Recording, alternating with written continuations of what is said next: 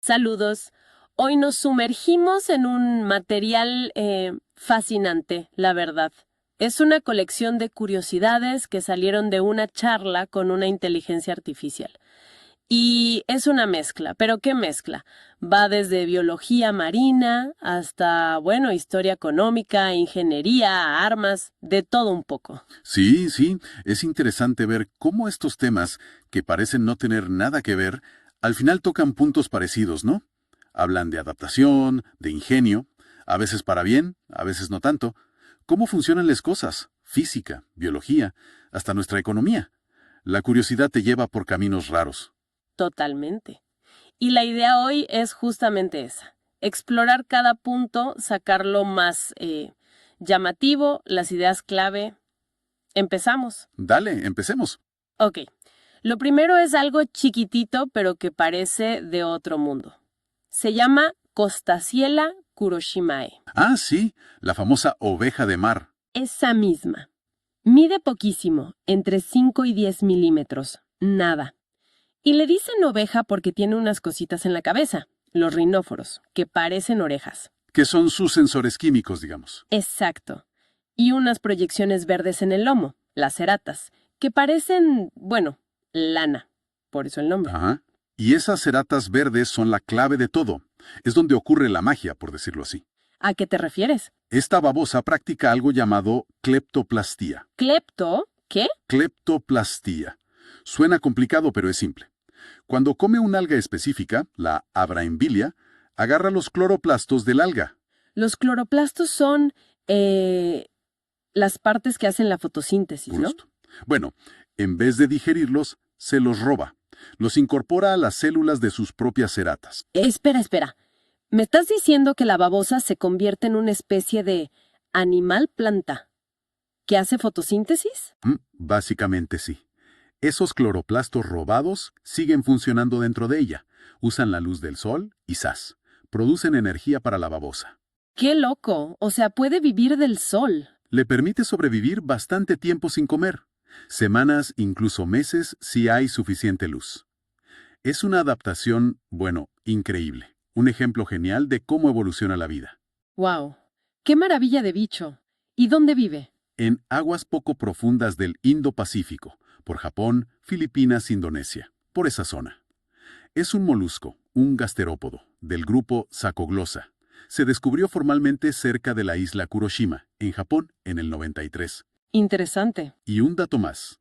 Es hermafrodita simultáneo, o sea, tiene órganos reproductores masculinos y femeninos al mismo tiempo. Fascinante. Bueno, de esta maravilla natural pasamos a algo bastante más turbio. Una historia de manipulación humana. El cártel Phobos. Uf, Phobos. Sí, suena a nombre de villano de cómic, ¿viste? Totalmente. Y la verdad no andaban muy lejos. Fue un acuerdo secreto, firmado en Ginebra en 1924, ¿Entre quiénes? entre los peces gordos de las bombillas de esa época. General Electric, Osram, Philips, los grandes, se juntaron para controlar el mercado mundial de bombillas incandescentes. Controlar. O sea, fijar precios, repartirse el mercado. Lo típico. Exacto. Pusieron cuotas de producción, precios fijos para que nadie compitiera de verdad, se dividieron el mundo en zonas exclusivas. Buscaban estabilidad y ganancias seguras, claro. Pero entiendo que hubo algo más. Algo peor. Justamente, ahí viene lo más infame del cartel. La obsolescencia programada. Implementada a propósito. A ver, contame eso.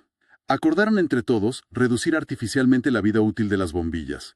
Antes del cártel, muchas duraban 1500, 2000 horas, Hasta 2500, he leído. y ya se podían hacer más duraderas. Exacto. Ya existía la tecnología. Pero ellos dijeron, no, el estándar ahora va a ser 1000 horas. 1000. No te puedo creer. ¿Y cómo lo controlaban? Tenían un comité técnico, un laboratorio en Suiza, probaban las bombillas de todos los miembros, y si las bombillas de una empresa duraban consistentemente más de 1000 horas, Les daban un premio. no, la multaban. Decían que era una desventaja económica para los demás. Una locura. Increíble. ¿Castigaban la calidad para vender más bombillas? ¿Es de no creer? Tal cual. Es uno de los primeros ejemplos y de los más claros y documentados de obsolescencia programada a gran escala. Y el impacto fue doble. Perjudicó a los consumidores, obviamente, pero también frenó la innovación en iluminación por décadas. ¿Para qué investigar cómo hacerlas durar más si te multaban por eso? Claro, aunque el cártel se disolvió con la Segunda Guerra Mundial, esa mentalidad, bueno, dejó una marca, un precedente bastante feo sobre poner las ganancias por encima de la durabilidad. Hablando de cosas que desaparecen o cambian, eso me lleva a los plátanos. ¿Es verdad que el plátano que comemos hoy no es el mismo que comían, digamos, nuestros abuelos? Es totalmente cierto. Hasta los años 50 más o menos, el rey del mercado era el plátano Gros Michel. A veces le decían Big Mike. ¿Y cómo era? Dicen que era más dulce, con un aroma mucho más intenso. Y clave, tenía una cáscara más gruesa. Ah, eso es importante para que no se estropee al transportarlo, ¿no? Justamente, era ideal para exportar, pero tenía un problema enorme. ¿Cuál? El monocultivo. Así toda la producción mundial eran clones, genéticamente idénticos. Eso es eficiente para producir mucho, supongo. Sí, pero es súper riesgoso. Si aparece una enfermedad que afecta a una planta, bueno, afecta a todas por igual. No hay diversidad genética que ofrezca resistencia. Y me imagino que apareció la enfermedad. Exacto, la llamada enfermedad de Panamá, causada por un hongo del suelo, el Fusarium oxysporum, la raza 1. ¿Y qué hacía el hongo? Infectaba las raíces y tapaba el xilema, que son como las venas de la planta, por donde sube el agua y los nutrientes. ¿Entonces la planta? Se marchitaba y moría. Fue terrible. Una epidemia que arrasó plantaciones enteras en Centroamérica, el Caribe, en los años 40 y 50. Pérdidas del 90-100%. ¡Qué desastre! ¿Casi desaparece la Gros Michel? A nivel comercial sí. La industria del plátano se vino abajo. Tuvieron que buscar rápido una alternativa, una variedad que resistiera a ese hongo.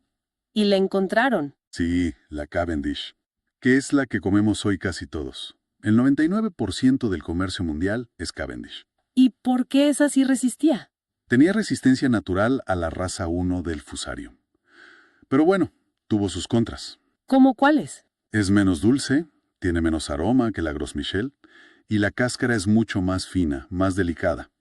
Eso complicó todo el tema del transporte y la logística. Hubo que adaptarse. Así que cambiamos de plátano por una enfermedad. Es una lección sobre los peligros de la uniformidad genética, ¿no? Totalmente. Es un llamado de atención fuerte sobre los riesgos de apostar todo a una sola variedad, por más eficiente que parezca. La falta de diversidad nos hace vulnerables. Y lo preocupante es que leí que ahora la Cavendish también está amenazada. Así es, hay una nueva raza del hongo Fusarium, la raza tropical 4, que sí afecta a la Cavendish y se está expandiendo. La industria está muy preocupada. La historia podría repetirse. Vaya tema. Cambiemos de rubro. Volvamos a la ingeniería.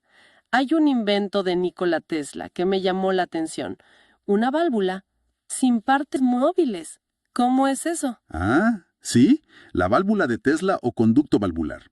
La patentó en 1920. Es una genialidad por su simpleza.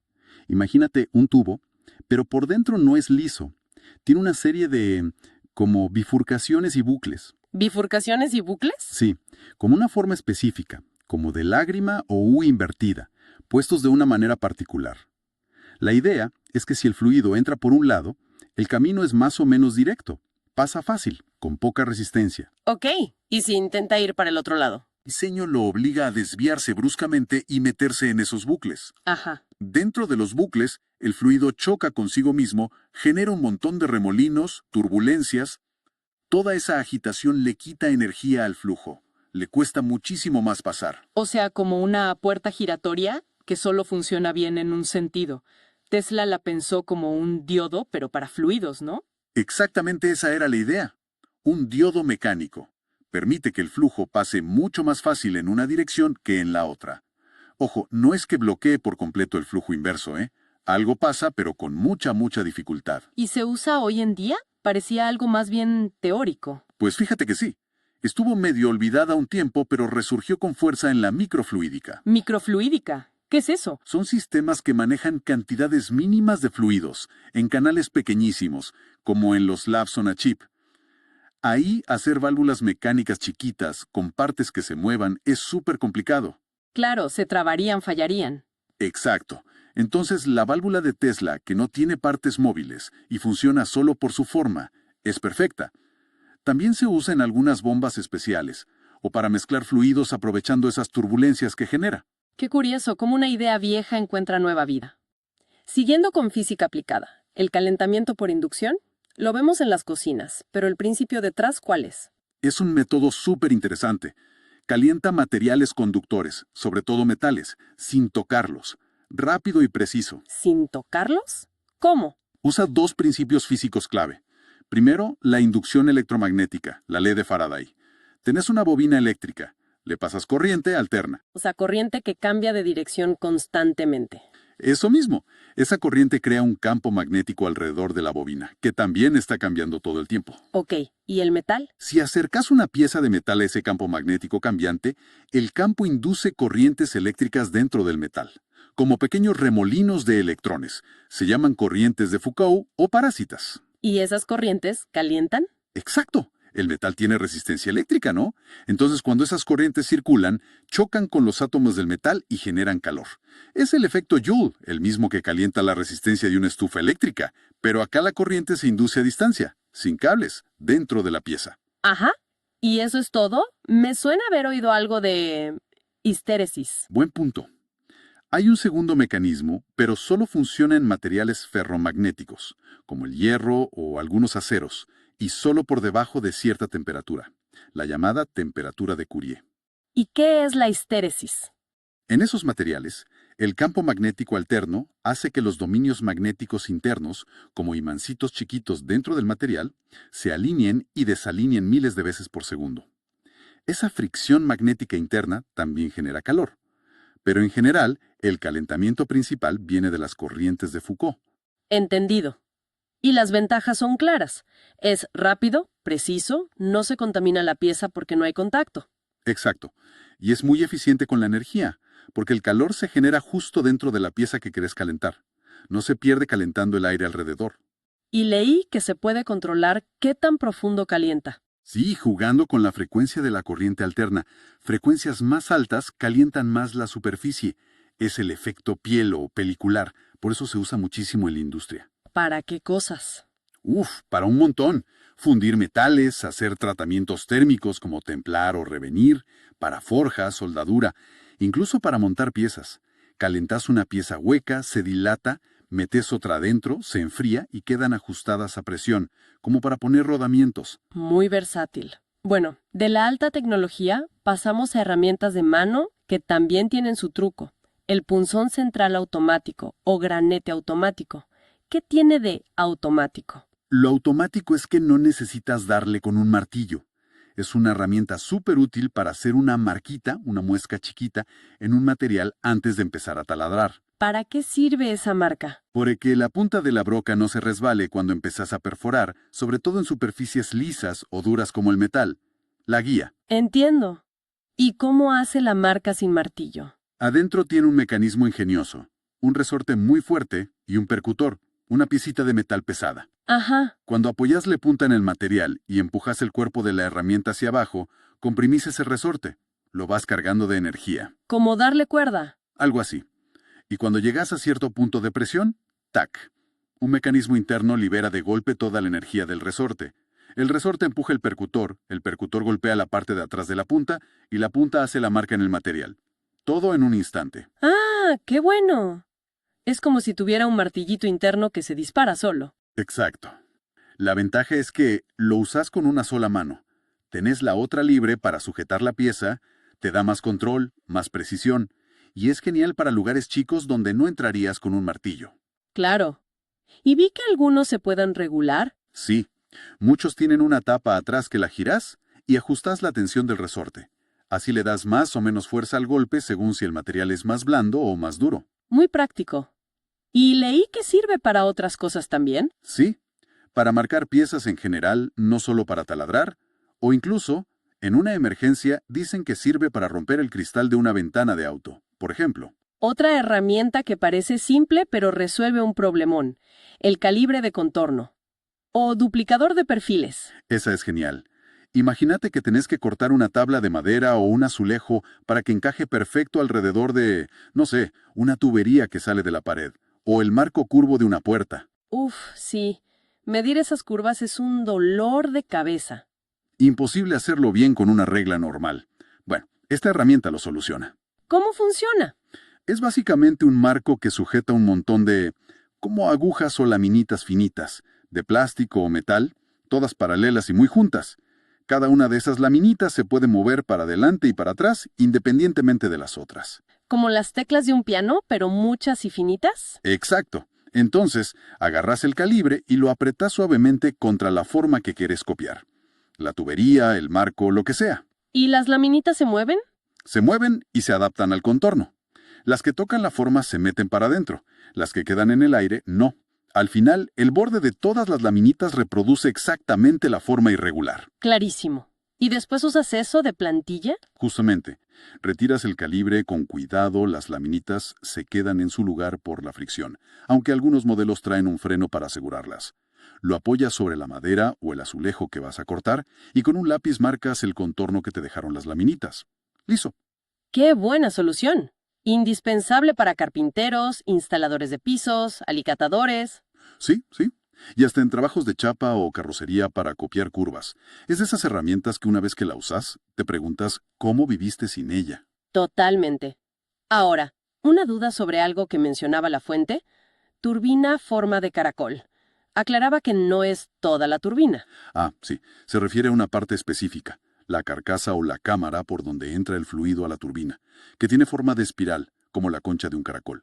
El nombre técnico es voluta o caracola. ¿Y dónde se usa esa voluta? Es súper común. La encontrás en muchas máquinas que mueven fluidos, en turbinas hidráulicas, sobre todo las de reacción como las Francis o las Kaplan, pero también en la mayoría de las bombas centrífugas, esas que usamos para sacar agua de un pozo o mover líquidos en la industria, y en muchos ventiladores o extractores de aire, los que tienen esa forma de caracol, justamente. ¿Y por qué esa forma? ¿Qué ventaja tiene la espiral? La geometría es clave para que funcione bien. Pensemos en una turbina hidráulica.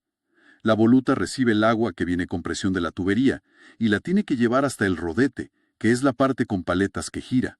Ok. La forma en espiral hace dos cosas importantes. Primero, distribuye el agua de manera uniforme alrededor de todo el rodete.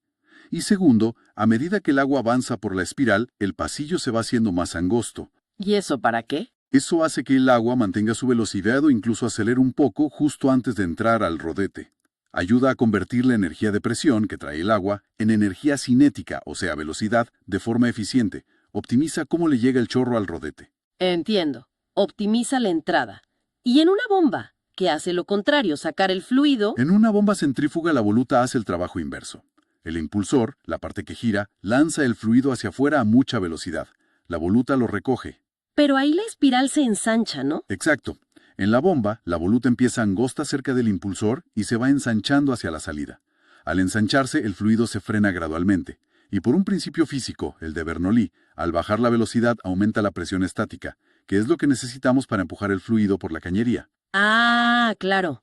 Convierte velocidad en presión. Justamente, y en un extractor de aire tipo caracol, lo mismo. Recoge el aire del ventilador y ayuda a canalizarlo y darle un poco más de presión para expulsarlo.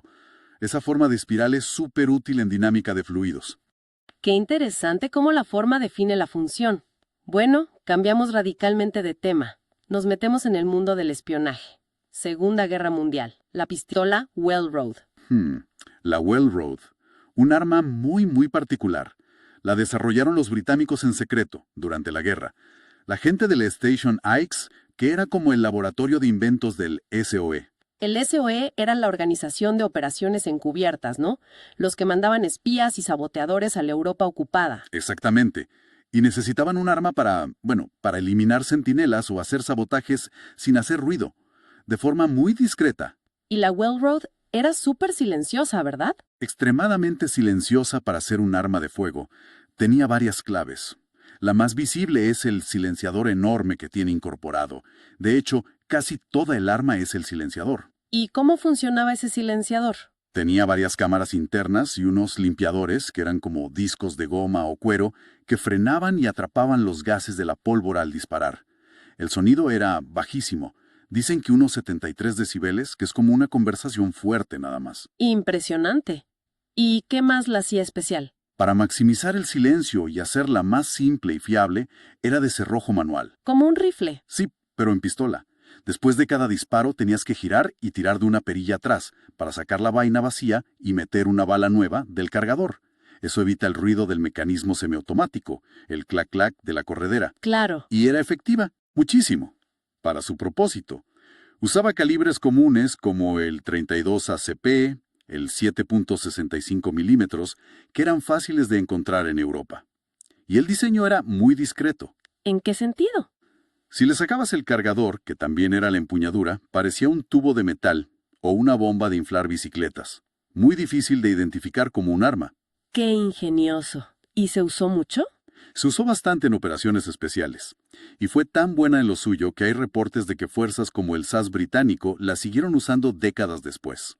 Incluso se habla de que se usó en la Guerra de las Malvinas en 1982. Increíble legado para un arma tan específica. Y del silencio total de la Welrod nos vamos al otro extremo. Un arma que es todo lo contrario. Grande, potente, la Heckler & Koch Mark 23. Exacto. La MK-23 o MK-23 Mod 0 es casi la antítesis de la Welrod en cuanto a concepto. Es una pistola semiautomática, legendaria, conocida por ser enorme, pesadísima, pero súper robusta y precisa. ¿De dónde salió? Nació de un programa del Comando de Operaciones Especiales de Estados Unidos, el USSOCOM, en los años 90. Buscaban un sistema de arma de mano ofensiva, el OHWS. Ofensiva. Eso ya suena distinto a una simple pistola de respaldo. Totalmente. La idea era que no fuera solo el arma que llevas por si falla el fusil. Querían una pistola que pudiera ser el arma principal en ciertas misiones para unidades de élite como los Navy SEALs o la Delta Force. ¿Y qué le pedían? Requisitos durísimos. Tenía que ser increíblemente fiable en cualquier condición. Barro, agua salada, arena. Muy, muy precisa. Y tenía que disparar el calibre .45 ACP, que es potente, y poder usarlo eficazmente con un supresor de sonido. La Mark 23 de HK fue la que ganó esa competencia después de pasar pruebas brutales. ¿Y qué características tiene para cumplir todo eso? Primero, es grande y pesada. Eso ayuda a absorber el retroceso del .45 y la hace casi indestructible. Tiene un sistema de disparo de doble acción, simple acción, DASA, con martillo externo. Podés hacer el primer disparo apretando el gatillo largo o amartillarla antes para un tiro más preciso. Tiene seguro manual, ¿no? ¿Y algo para desamartillarla? Sí, tiene un seguro ambidiestro y una palanca separada de decocker para bajar el martillo sin disparar, con seguridad. El cañón viene de fábrica con rosca para ponerle un supresor y tiene una junta tórica, un anillito de goma para que el ajuste con el supresor sea perfecto y no se afloje. Se la piensa como un sistema. Generalmente se usaba con un módulo láser y de linterna LAM específico y un supresor también específico de Knights Armament, CAC. Se ve como un armatoste comparada con pistolas modernas. Sí, hoy parece grande y algo anticuada quizá, pero sigue siendo un ícono de fiabilidad llevada al extremo. Y su desarrollo influyó muchísimo en otras pistolas de HK como la serie USP, que fue muy popular. Bueno, de las armas de mano nos vamos al aire, a los helicópteros de combate. El Kamov K-52 Alligator ruso. Tiene un par de cosas que lo hacen único. Sin duda. Lo primero que salta a la vista es que no tiene rotor de cola. Cierto. ¿Cómo hace para no girar sobre sí mismo? Usa un sistema de rotores coaxiales contrarrotatorios. Tiene dos rotores principales grandes, uno encima del otro, que giran en direcciones opuestas. El giro de uno cancela el torque del otro. ¡Ah! ¿Y eso qué ventajas le da? Una agilidad tremenda. Puede hacer giros muy cerrados sobre su eje, casi como una pionza, lo que llaman maniobra de embudo. Puede volar de costado o para atrás a velocidades bastante altas, hasta 100 km por hora. ¡Wow! Además, como no gasta potencia en mover un rotor de cola, toda la fuerza del motor va a levantar el helicóptero. Eso le da mejor rendimiento, sobre todo en altura o con calor. Y dicen que es un poco más silencioso, comparativamente. Es otra filosofía de diseño. Muy distinto a los helicópteros occidentales. Y la otra característica es todavía más rara. Los asientos eyectables. El K-52 y su hermano monoplaza, el K-50, son básicamente los únicos helicópteros de ataque del mundo con asientos eyectables para la tripulación. ¿En serio? ¿Cómo funciona eso en un helicóptero, con las palas girando arriba? Es un sistema súper complejo. Si se activa la eyección, primero unas cargas explosivas en la base de las palas del rotor las cortan y las lanzan hacia afuera para despejar el camino. Casi al mismo tiempo, se vuela la cúpula de la cabina. Y recién ahí, unos cohetes disparan los asientos hacia arriba y se abren los paracaídas. ¿Qué secuencia? Pone la supervivencia de la tripulación por encima de todo. Exacto. Refleja una prioridad muy alta en eso. También se menciona que la cabina es lado a lado, no uno detrás del otro como es más común. Sí, en el K-52 el piloto y el operador de armas van sentados uno al lado del otro. Dicen que eso facilita la comunicación entre ellos, pueden compartir mejor la información de los instrumentos y repartirse el trabajo más fácilmente en misiones complicadas. Interesante diseño. Bueno, para cerrar este viaje tan variado, volvemos a la Tierra, a los minerales. Uno con un color precioso, pero peligroso. El cinabrio. Ah, el cinabrio. Un mineral llamativo, sí. Es sulfuro de mercurio, HGS. Es la principal fuente natural de donde se saca el mercurio. ¿Y ese color rojo tan intenso? El rojo vermellón es su característica distintiva. Se suele encontrar cerca de zonas con actividad volcánica o fuentes termales. Ese color lo hizo súper valioso en la antigüedad, ¿no? Como pigmento. Muchísimo. Molido bien fino, era el pigmento vermellón por excelencia. Se usó por miles de años, en pinturas de Pompeya, en la Lacachina, en cerámicas antiguas, hasta en rituales funerarios en América precolombina. Daba un rojo muy vivo, muy estable. Y además, de ahí sacaban el mercurio. Claro, esa era su otra gran utilidad. Calentando el cinabrio en un horno, el mercurio se evapora, se recogen esos vapores, se enfrían y tenés mercurio líquido, el metal. ¿Y para qué usaban el mercurio? Para muchas cosas. Fundamental para extraer oro y plata de las minas, porque forma amalgamas con ellos. Y también, lamentablemente, se usó mucho en medicina antigua, para tratar cosas como la sífilis, con resultados obviamente muy tóxicos. Lo que nos lleva a la pregunta clave. El cinabrio, ¿es venenoso? Sí, es altamente tóxico, por el mercurio que contiene. Ahora, el mineral en sí, el HGS, es bastante estable, no se disuelve fácil. El peligro grande no es tanto tocar una piedra de cinabrio. Entonces, ¿cuál es el peligro? El problema serio es el manipularlo mucho porque el polvo se puede inhalar y sobre todo al calentarlo. Cuando lo calientas para sacar el mercurio, se liberan vapores de mercurio metálico y esos vapores sí son muy tóxicos si los respiras. ¿Qué causan? Daños neurológicos graves, problemas en los riñones, en los pulmones. El mercurio es un veneno potente. Y además, en el ambiente, ese mercurio del cinabrio puede transformarse, por acción de bacterias, en metilmercurio. Que es aún peor, ¿no? Mucho peor. Es una forma orgánica súper tóxica que se acumula en los seres vivos, sobre todo en la cadena alimentaria acuática. Por eso hay advertencias sobre comer ciertos pescados grandes, que acumulan más metilmercurio. Afecta mucho el sistema nervioso. O sea que hoy su uso está... Prohibido o muy restringido en casi todo el mundo.